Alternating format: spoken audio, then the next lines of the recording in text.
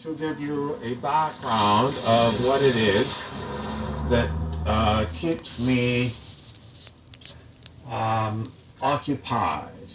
It's because I'm highly telepathic and beings come through my telepathy, and I don't have a shield for these beings. So there is nothing I can do. The power of their telepathy overpowers anything I can do to help filter them out. Now, the other thing is that they also have telekinesis, which is way more powerful than anything I've got to stop it. So they use telepathy to do everything, and they use telekinesis to, if they want to control my body, they can. Now, these beings are not coming through to say to me, we don't want you. They're basically beings that say, we accept that you cannot stop us, so we are going to use you as a method of being a beacon for others. A beacon for others is someone who is available to consistently function as a beacon. A beacon has an aura that is incredibly large, and it is basically what holds the collective consciousness of the planet from collapsing into a nightmare scenario. So in other words, beacon is an enlightened sage. The other thing that you need to know is that there can never be too many beacons. So by waking up more people, we increase the beacon power of all the people who are pushing us to higher dimensional versions of planet Earth or Gaia. No one understands that that means that for Bob's purposes, me, there is no ego that runs him. So everything that he does is done by us. And it means that for all intents and purposes, he doesn't have any karma for what he does. And that means that he has to be focused on his mission. His mission is all of this stuff. Now, the reason why he doesn't have any personal ego is that he surrendered it to higher power many, many years ago and has fulfilled all of the requirements for being a beacon. Now, understand that when he talks to you as if he still has an ego because he has to fit in with humans. If you don't have the appearance of an ego, people will not be able to, well, they'll basically throw you in the nut house. So you cannot have someone who doesn't act like a human around humans. In essence, that is why Bob says he doesn't have free will, because his ego has no free will. His ego, things that a human wants, he may or may not get, but it's not a primary thing. It comes, if it comes at all, as part of the mission. So when Bob says that he doesn't have any free will and he never granted free will, it's true. He never granted free will to the beings that come through and use their high-powered telepathy and telekinesis. So basically what he said is true, that once you have surrendered your ego, now as far as soul contracts and things set up ahead of time, he did not have any soul contracts that he would give up to other beings.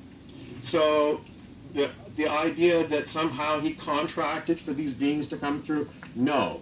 But the fact that he surrendered to higher power, in other words, God, these beings took it as meaning those beings. So the beings that come in under these pretenses sometimes are very dark. Incredibly dark beings will come in.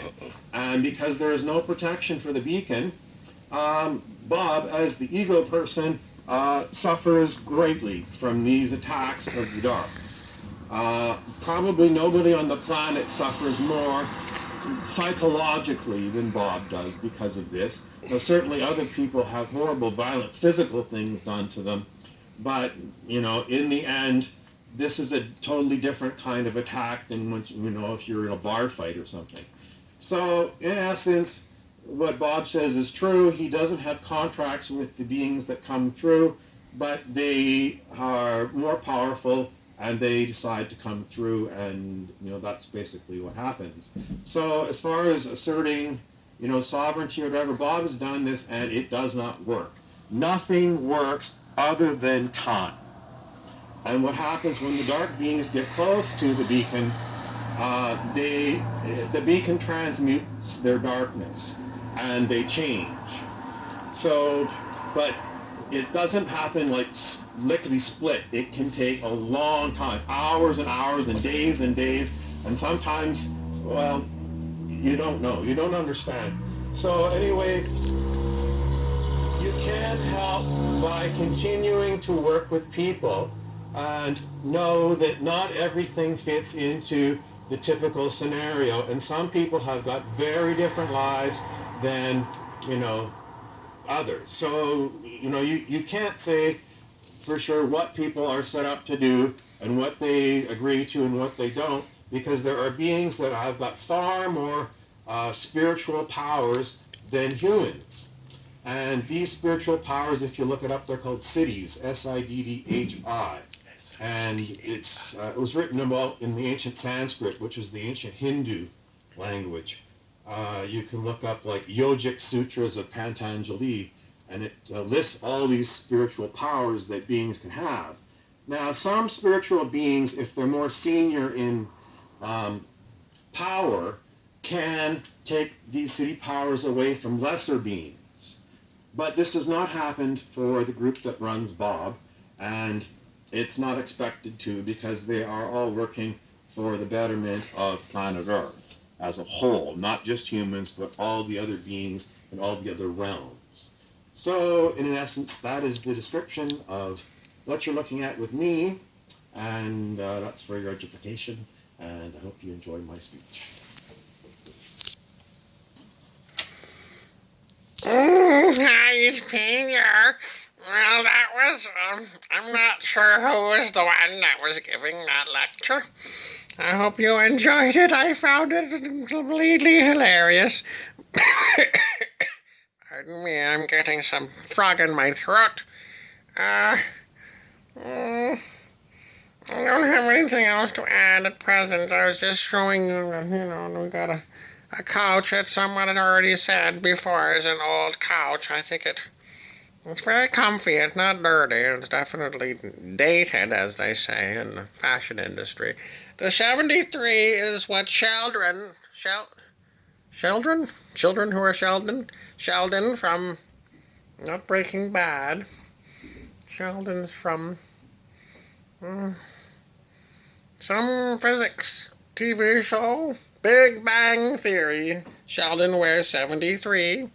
This hat is the hat of Rumpelstiltskin the Imp. And I'm the Dragon She. We have to go. Thanks for listening.